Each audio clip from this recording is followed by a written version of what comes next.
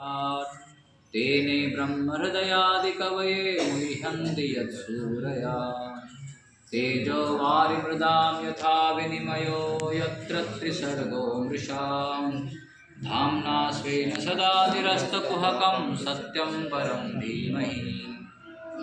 तो सत्यम परम धीमहि, परम सत्य जो है वो एक महान सत्य है जिसके बारे में यहाँ बताया गया है कि जन्म आदि यस्य यतो अन्वयादि तरतश्च अर्थेषु अभिज्ञ स्वराट, ये सब उनके विशेषण बताए।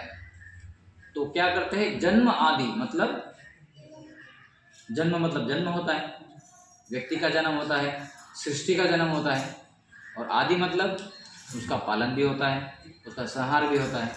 तो जन्म मतलब सृष्टि, स्थिति और प्रलय, ये तीनों के स्रोत कौन है, भगवान।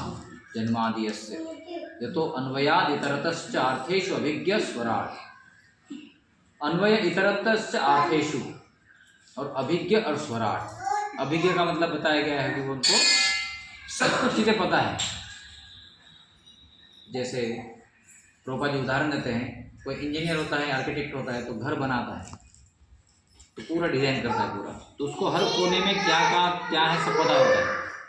तो ऐसे सृष्टि के बारे में हर कोने में क्या क्या हो रहा है ये भगवान को पता है, क्योंकि भगवान ने बनाई। इंजीनियर को जैसा पता होता है वैसे भगवान ने बनाई, भगवान को पता है। और स्वराट, स्वराट मतलब उनको, वो किसी के अधीन नहीं है, सब कोई उनके अधीन है, सब उनको पालन करते हैं। तो इस जगत में कोई व्यक्ति अगर बोलता है कि मुझे स्वतंत्र हूँ, मैं स्वराट हूँ, कोई बोल सकता है ऐसा? नहीं बोल सकता है। कोई बोल सकता है मैं किसी के सामने झुकता नहीं हूँ, कोई ऐसा व्यक्ति झुकने नहीं सकता है किसी के सामने। भले मेरे पास तो बहुत बड़े धन दौलत है, मैं यहाँ का प्रधान हूँ, मैं यहाँ का जिलाध्यक्ष हूँ, मैं यहाँ का जो है MLA हूँ, मैं यहाँ का मुख्यमंत्री हूँ, यहाँ का मैं प्रधानमंत्री हूँ, मैं किसी के सामने झुक नहीं सकता, ऐसा बोल सकता है कोई? हर किसी को झुकना पड़ता है। कोई बोलेगा मैं नहीं झुकता हूँ तो गलत बात है, उसको समय के सामने झुकना पड़ता है, समय उसको झुका देता है। 100 साल 100 साल 150 साल तक कोई जीता नहीं है। आज तो 100 साल के अंदर ही सब हरी बोल हो जाते हैं, तो समय उसको झुका देता है, इसलिए बड़ा महत्वपूर्ण। लेकिन भगवान को समय नहीं झुकाता, समय भी भगवान से ही चलता है। एक बार हम जगन्नाथपुरी में गए थे, भक्त लोग वहाँ पर दर्शन करने जा रहे थे जगन्नाथ जी का, तो वहाँ पंडा जी थे, वहाँ के जो पुजारी थे उनको पंडा बोलते हैं। बोले पंडा जी बोलिए मंदिर कब खुलेगा, कितने समय खुलेगा? तो उसने बड़ा सुंदर जवाब दिया, वो बोले भगवान समय से नहीं चलेंगे, समय भगवान से चलेगा। बढ़िया उत्तर दिया है। अब तो आपने, तो हम ज़्यादा टाइमिंग के हिसाब से चलते ना, तो बोले भगवान समय से नहीं चलेंगे, समय भगवान से चलेगा। तो भगवान इच्छा करते तो समय चालू होता है। तो ये स्वराट भगवान जो है इस भौतिक जगत में अपने कार्य करते हैं, जीवात्माओं को पोषण करने के लिए, उनको अपने जीवन में आध्यात्मिक उन्नति करने के लिए सब व्यवस्था करते हैं। लेकिन इस भौतिक जगत में स्थिति क्या है, सब चीज़ें जो है कालांतर के साथ में प्रलयशील हो जाती है, खत्म हो जाती है। जैसे हमने बोला सृष्टि, पालन और संहार। तो इस जगत में चाहे चींटी हो छोटी सी, चाहे मनुष्य हो, चाहे देवतागण हो, ब्रह्मा जी, हर एक का अपना काल सुनिश्चित है। उनको समय के साथ में सब कुछ चीज़ें छोड़ के जानी पड़ती है। लेकिन फिर भी इस भौतिक जगत में एक व्यक्ति को एक स्थान की आवश्यकता होती है। वो स्थान किस लिए आवश्यकता होती है? जहाँ पर बैठकर वो भगवान के बारे में ध्यान कर सके, भगवान के लिए सेवाएं अर्पण कर सके, भगवान के साथ अपना संबंध जोड़ सके। तो इसलिए जब यज्ञ भी होता है तो हमारे ब्रजकन्या गुरु बड़े सुंदर यज्ञ करते हैं, तो एक स्थान प्रदान करते हो, इदम आसनम, स्थान प्रदान करते हैं। स्थान पर किस लिए होता है? उस स्थान पर बैठकर हमको वहाँ पर कुछ हम साधना कर सकते हैं, यज्ञ कर सकते हैं, जाप कर सकते हैं, तप कर सकते हैं, जिससे हमको भगवान के साथ में हमारा संबंध जुड़ जाएगा। तो इसलिए एक निवास, आवास की भी आवश्यकता होती है। हर एक व्यक्ति को। वहाँ पर रहकर वो क्या करेगा? केवल खाएगा पिएगा और सोएगा नहीं, लेकिन भगवान की भक्ति करेगा। खाना पीना सोना तो बाकी के पशु लोग भी करते हैं, लेकिन मनुष्य में खास क्या महत्वपूर्ण है? जब उसको स्थान भगवान देते हैं तो किस लिए देते हैं? वहाँ पर बैठकर वो धार्मिक कार्य करें, अपने जीवन में जो भी जिम्मेदारी है उसको निभाए। गृहस्थ आश्रम की जिम्मेदारियाँ होती हैं। गृहस्थ जीवन ये बड़ा जिम्मेदारी का जीवन होता है। केवल स्वयं की जिम्मेदारी नहीं, पत्नी, बच्चे और समाज की भी एक जिम्मेदारी होती है। समाज में वैसे 4 वर्ण बताए गए, आश्रम बताए गए: ब्रह्मचारी, गृहस्थ, वानप्रस्थ और सन्यास। तो इसमें केवल कमाने वाला कौन है? एक ही है, गृहस्थ। बाकी वानप्रस्थ, सन्यास तो कमाते नहीं है, ब्रह्मचारी डिपेंडेंट रहते हैं। तो जिम्मेदारी किसके ऊपर ज़्यादा होती है? गृहस्थ के ऊपर होती है। गृहस्थ पर कैसी जिम्मेदारी होती है? पूरी चीज़ों की व्यवस्था करना है, समाज को अच्छे से चलाना है। एक तरीके से वो पिता है, पूरे संसार का पिता है गृहस्थ, क्योंकि सबको चलाता है। हमारे सन्यासी थे राधा गोविंद महाराज जी, वो जब अमेरिका में गए थे, अभी भी है, वृंदावन में रहते हैं, तो वहाँ पर हमारे एक दूसरे सन्यासी बने थे बाद में, जिनका नाम था कदम्ब कानन महाराज। तो पहले गृहस्थ थे, सन्यासी बनने के पहले। तो एक गृहस्थ थे और वहाँ पर वो अध्यक्ष थे मंदिर के, और ये राधा गोविंद महाराज जी सन्यासी थे। तो दोनों मंदिर में रहते थे, हर रोज़ कथा करते थे। तो ये सन्यासी महाराज राधा गोविंद महाराज जी हर रोज़ जाते थे, और कदम कानन प्रभु उस समय प्रभु थे, तो उनको प्रणाम करते थे। तो उनको बड़ा अजीब लगता था, महाराज आप मुझे प्रणाम क्यों करें, मुझे आपको प्रणाम करना चाहिए। तो वो बोले कि देखो, आप मंदिर के अध्यक्ष हो, आप मंदिर के पिता हो, मैं भी एक मंदिर का सदस्य हूँ, और मुझे आपको पिता के समान देखना चाहिए। सब मंदिर का देखभाल आप कर रहे हो, इसलिए मैं आपका पाल्य हूँ, आप मेरे पिता समान हैं। इस तरह से उनका चेतना था। तो अपने जीवन में एक जो महत्ता है, एक जिम्मेदारी है, बड़ी जिम्मेदारी होती है। और ये जिम्मेदारी को देते हुए कोई व्यक्ति अपने भगवान का स्मरण जो करता है, जैसे भगवान ने अर्जुन से कराया था, तस्मात् सर्वेषु कालेषु माम अनुस्मर युद्ध च।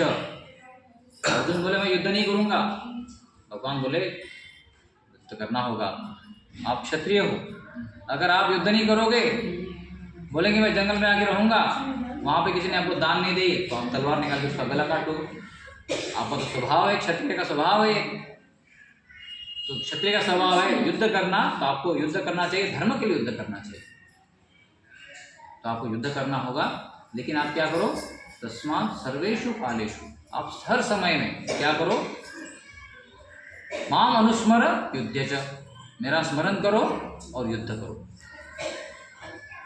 तो हमारे लिए तो युद्ध करने की जरूरत नहीं है, लेकिन हमारा युद्ध क्या है, हमारी जिम्मेदारियों को निर्माण करना, परिवार का, बच्चों का भरण पोषण करना, उनको अच्छे संस्कार देना, उनको भगवत भक्ति की शिक्षाएँ देना। और ये सब कब संभव है, जब सुबह सुबह भक्त लोग सब साथ में आ जाते हैं घर में और भगवान की पूजा करते हैं। तभी जब बच्चे देख रहे हैं अभी यहाँ पर कि क्या हो रहा है, यहाँ पर भगवान है, यहाँ पर कोई मंदिर से भक्त लोग आए हुए हैं, कीर्तन हो रहा है, भजन हो रहा है, ये संस्कार उनके दिमाग में चले जाते हैं, उनके भी समझ में आता है। देखो, बच्चों को सिखाने से सीखते नहीं हैं, बच्चे क्या करते हैं, देख कर सीखते हैं। मेरे पिताजी क्या कर रहे हैं, मेरी माँ क्या कर रही है, मेरा भाई क्या कर रहा है, मेरी बहन क्या कर रही है, वो देख के ऐसा ही फॉलो करते हैं। इसलिए ऐसे संस्कार बनाना और उनको प्रदान करना, ये बड़ा जिम्मेदारी है हमारी। और हमें स्वयं से भी साधना करनी चाहिए, भगवान का नाम जप करना चाहिए। हरे कृष्णा कृष्णा कृष्ण हरे हरे, हरे राम राम राम हरे हरे। तो सभी कर्तव्यों में ये कर्तव्य सबसे बड़ा कर्तव्य है, ये आध्यात्मिक कर्तव्य है। तो बाकी के कर्तव्य क्या है, धर्म स्वानुष्ठित पंसा विश्वक से न कथा सुया न उत्पादयेत यदि रतिम श्रम एव ही केवलम। अगर हम गृहस्थ जीवन की सब जिम्मेदारी अच्छे से निभाते हैं, लेकिन भगवान का नाम जप नहीं करते, भगवान का भागवत का अध्ययन नहीं करते, भगवान की भगवत गीता नहीं पढ़ते, तो हमारी सब जिम्मेदारियां बेकार। क्योंकि हमें सब कार्यों से भगवान के प्रति श्रद्धा और भगवान के प्रति प्रेम उत्पन्न होना ही हमारे जीवन का अंतिम लक्ष्य है। हम भगवान के अंग है, अंश है। जैसे माता पिता के बच्चे अंश होते हैं, वैसे भगवान के हम सब अंश है। ममैवांशो जीवलोके जीवभूत सनातन। तो हम सब भगवान के अंश है और हमारा कार्य क्या है? भगवान के साथ सेवा करना। बच्चे अगर माता पिता के बोलने से मानते हैं तो माता पिता बड़ा खुश लगते हैं उनको ना। और उसमें अगर मान लीजिए किसी ने आकर कोई घर से मिठाई लेकर आया, बोले पापा जी लीजिए आपका जन्मदिन है, आप खाइए। पिता एकदम खुला नहीं था, बोले बाप रे कितना बढ़िया हो गया। हाय क्या खुद के घर का खुद ने कमाया वही दे रहा है बच्चा, लेकिन प्रेम व्यक्त कर रहा है। तो ऐसे ही भगवान की सृष्टि में से हम कुछ भी निकाल के भगवान को देंगे तो हम थोड़ी कमा रहे हैं, तो भगवान का ही है। लेकिन देने का भाव जो है बड़ा अच्छा है। जब हम इस तरह से भगवान को बनाकर देते हैं तो भगवान ये लीजिए, या हमको आपको भोग लगा रहे हैं, तो भगवान बड़े खुश होते हैं, उनका बच्चा सुधर गया है। तो फिर हमें वो वापस ले जाते हैं। कहाँ ले जाते वापस? भगवत धाम। न तद्भासयते सूर्यो न शशांको न पावकः यद्गत्वा न निवर्तन्ते तद्धाम परमं मम। तो हमने शुरुआत में चर्चा की थी कि यहाँ पर सब चीज़ें नाशवान होती है, लेकिन भगवान के धाम में शाश्वत है।